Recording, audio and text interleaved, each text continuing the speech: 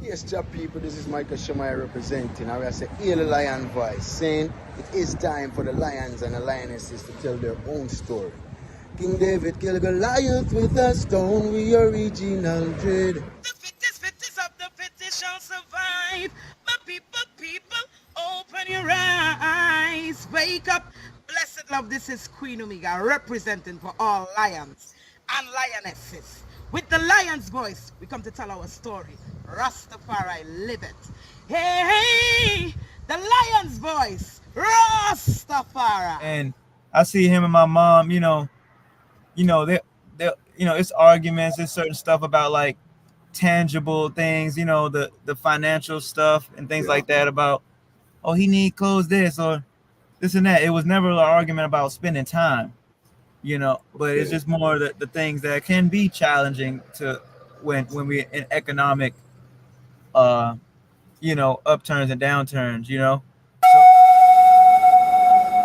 The year is 1892, and the land of Ethiopia has been experiencing 4 years of terrible famine and drought. They call it the Kikuken, or the evil days. At least 1/3 of the human population and 90% of the cattle have died. The hyenas have feasted on so many carcasses that they have become overweight and barely able to move. Just when the people could take no more of the evil days, a woman named Wasiro Yeshimabet is giving birth in a place called Ergersa Gora. This is her 9th attempt to bring forth new life. Her previous 8 attempts only resulted in death. Will this child live? Thankfully, a healthy baby boy is born. His first cries are drowned by thunder and lightning flashes across the night sky. The heavens open up and torrential rain starts to fall. Ethiopia's drought is over, and the baby boy is given the name Tafari, meaning one to be feared or respected.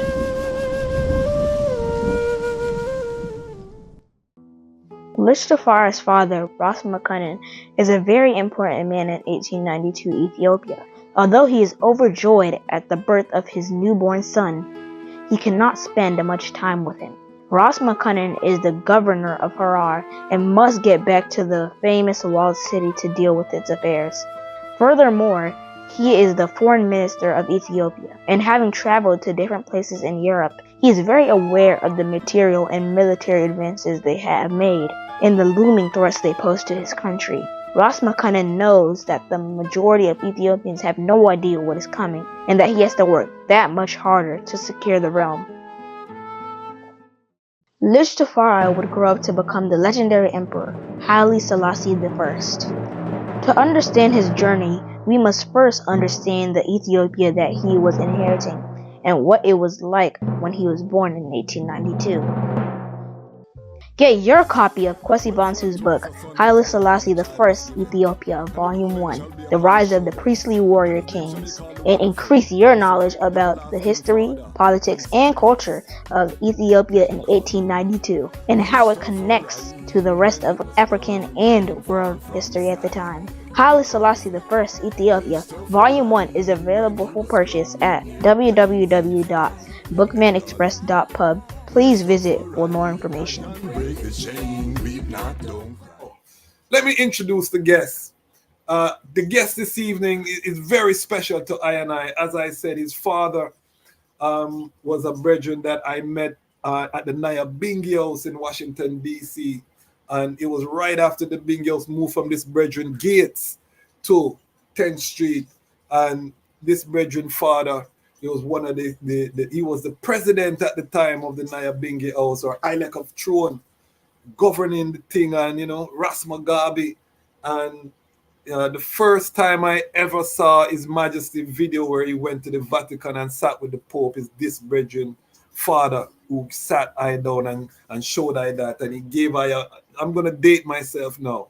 He gave I a VHS tape with all of these clips of His Majesty meeting Kennedy, His Majesty going to the Vatican, His Majesty on Meet the Press.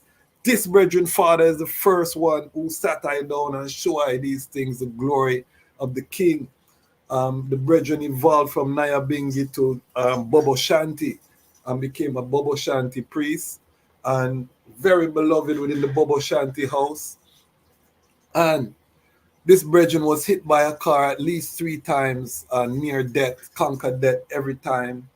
The final time he was hit by a car, his head was run over. He was pronounced a vegetable. I went to visit him in the hospital many, many times. The doctors wanted to unplug the brethren from life support, and the brethren mother said, "No, that is my son. You cannot do it." The doctor said this brethren would never walk again, never talk again. The next time I saw the brethren after that, I was in the hospital the night. Me now tell you something I never see. I was there, you know what I mean, and saw the whole thing unfold. And the next time I saw the brethren, I was walking through Union Square, and the brethren call out, "Ras Kwasi!" I mean, look, I mean, see the brethren I walk and I talk, you know what I mean? So he defied modern medicine. And when I say this is GW Hospital, the top hospital in the US, pronounces brethren father a vegetable. And through the powers of the Almighty, Haile Selassie, the first brethren conquer all of that. Talk and walk, and you know what I mean, this brethren spine, everything was supposed to be never again, by the best doctors in America, and the brethren get up and walk. I saw the whole fullness, I tell you, it strengthened my faith. So when I have an opportunity to welcome his son on the Lion Pride, you know, say when you see I smiling during this interview, it's just because it's a joy, you know, to know that the brethren is immortal through his son, and his son has children now. So the brethren is immortal, you know what I mean? So now the son is world famous. I used to see his son on Gallery Place, street performer, just mashing up the place with the drumsticks. Till next time I see the son, he's on America's Got Talent, big, you know, millions of people watching the brethren, wowing all type of celebrities. And then we see the brethren on Rebel Salute, and then we see the brethren all over. Find out, say the brethren is a rapper too, have some lyrics too. Find out all of these things. So, Lion Pride, please help I to welcome the son, Honorable Priest Ras Mugabe, none other than Malik DOPE. Welcome, my brother. Bless, man. Lovely introduction, man. Ras Kwasi, I appreciate you, man, and just saying all those just great words of just everything my father has done. You know, as I also, you know, stand on that and really value that. The more that I get older and older, you know, I grow into the blessings that he has not only done to us as a family, but like just people like you all, which you are family too, but like, you know, the extended family of Ross community all over, from not just DC to the Philly to New York to, you know, I'm in what I'm in Oakland, Ross McConan. He right there like yo Ras Mugabe, oh man, like he's known in he's famous too. So I got it from him, man. So to be talking to you now and just joining this platform, it means a lot. I just came from seeing my grandma, his mother, you know what I'm saying, Betty Stewart, you know, just came from seeing her early today. She's 88 years old. Wow. They both share the same birthday. She's born 1936. He's born 1963. Both on April 10th.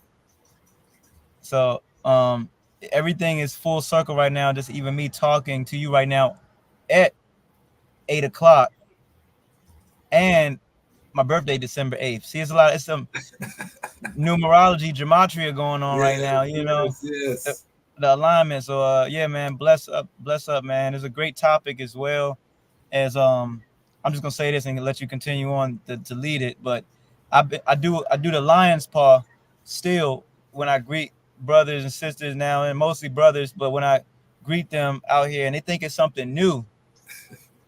This ties into what we're talking about right now. They think the lion's paw new, and it's like this is older than us. This is older than 30 years old. You know what I'm saying? So Yeah. I feel like I'm leading a part of the lead in that second generation of now to revitalize the essence of the Rastafari Nai Bingi movement, as I can't say I follow it so much, I'll we'll expound on it as I'm more in a modern time, but I still know it as my roots. I still represent it all the way, and so I just wanted to add that line part in there as we in modern times and people think it's new. They think it's like gang related. I'm like, no, this is true. Yeah. No, So, we're gonna break it down. You're gonna help me to educate my audience today about the District of Columbia, because I don't know if people know how serious Black DC is, Right. and the culture of DC. This brethren, grew up in the heart of DC. You know what I mean? He's part of the city, the fabric of the city. You know what I mean? In terms of his network. You know what I mean? So you're going to help me to educate the audience tonight. But I want to take us to your journey first. Tell us where you were born and, growing up, what was your relationship with your father? You didn't live with your father. When did you come into that consciousness in terms of who your father was? How did you feel about growing up the way you did? Right. So I was born in the hospital for women, which is no longer here anymore, but I was born in a hospital for women in Washington, D.C. I basically, DC wise, I'm from Leroy Park, you know what I'm saying? So lived all the way in Leroy Park, First and Adams Street, right there by Howard and all that. And then in the year 2000, right after 9/11, moved to the Brentwood, like Hydesville, Brentwood, Mount Rainier area. Okay. Yeah, What year were you born? I born 1992, December 8th, 1992. Okay. Continue. Yeah, so I'm currently 31. I'll be 32 in December 8th. You know what I'm saying? Sagittarius vibes.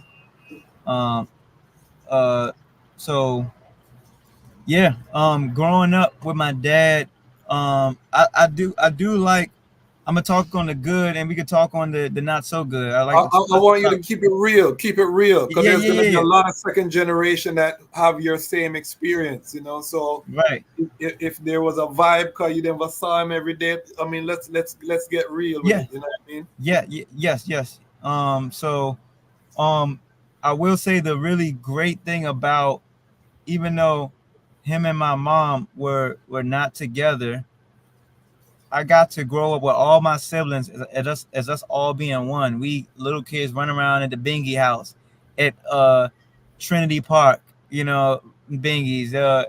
Even when he brought me to sometime with Philly and Bingies all over, we all as the youth got to not see adult politics, adult parenting politics. We were oblivious enough because we got to hang and build with each other and not be separated. It is a different climate, as I would say now, in the generation as a second generation than us in these modern times right now, where that tribe feeling is kind of I don't want to say fully lost, but it is not as present and strong as what I got to experience as that young kid, and I see him and my mom, they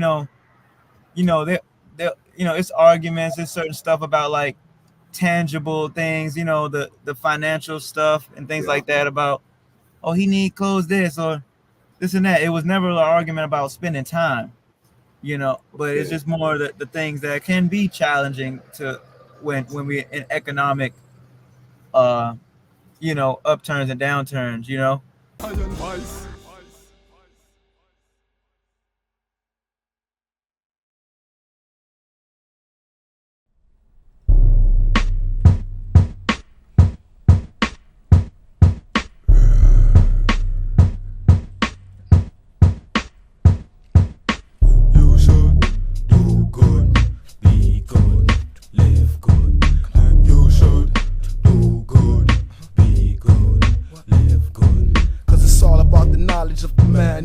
Emmanuel, those anointed anointed by Samuel. We lions like Daniel, brothers like Ishmael and Israel, here to break the spell. Oh companions, I bid farewell, cause I see you joining up with the legions of hell. I spit flames, fire blaze, I cut a clear path through the wrath, protected by his rod and staff, while the wicked blow away like the shaft in the aftermath of their own craft, snared in their own trap set like Hamlet. I never will forget my root, King David's offshoot. That's why I speak the truth at all costs. Don't wanna get tossed in the sinking mire, the forgetful fire, full of tormented souls who never achieve their goals. That's why I hold up the banner high. Ras Tafari abide with I. Let's ride for life. Tell the youths about the king in the heights, Mount Zion nice. Say you ain't got to die to see it. That's the lie, you see. That's why so many perish, never even try to see it. When you could buy a plane ticket, straight fly and see it. Come on. Say you should do good, be good, live good. Like you should do good, be good, live good. Hey yo, time to fly away. Yard up in the mountains, iron moon, see iron another day.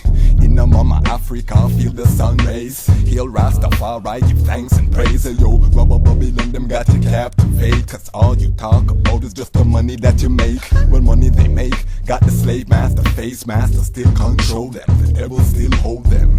I focus my thoughts on the one who hold the golden scepter. Some call him elector God. I know there's no separation. Africa awaits, so we making preparations.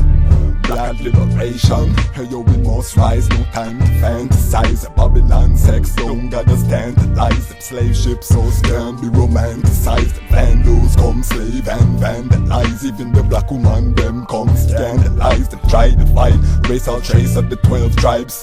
Can't put your trust in Pharisees and scribes. So highly Selassie, I never take no bribes. Got to do good, that's the way to survive. So you should do good,